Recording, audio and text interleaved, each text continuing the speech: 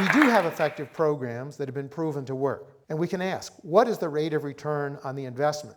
So if we compute the rate of return, which is exactly what any good entrepreneur will look at, what any good society should look at, the rate of return has been estimated to be between 7 to 10% per annum, which is much higher than the rate of return on stocks in the American economy between 1945 and 2008. Typically, you'll see the discussion, on the one hand, you get this policy, and the other hand, you get this benefit, or sometimes you can improve productivity, but you do so at reducing equality in the society.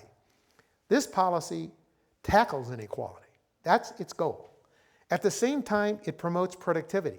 It has a very high rate of return, and I would defy other competitor policies in the public arena to show rates of return as high. We always say to ourselves, well, we must fund the prisons, and we must fund police, and we must fund standard K through 12 education, because those have somehow crossed the line into the things that a society cannot function without.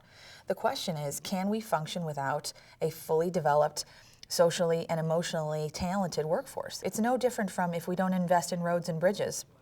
Eventually they'll collapse. Investing in early childhood, giving the proper and the best experiences in that time frame, the benefits you reap for many, many years to come.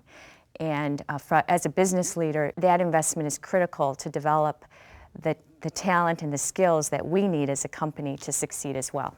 Too much of our political discourse these days devolves into one group bashing another group.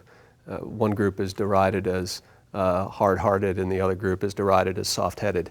And what we need is more hard-headed but soft-hearted political discussion and also action. Action in this case means making smart strategic investments in our future competitiveness as a country.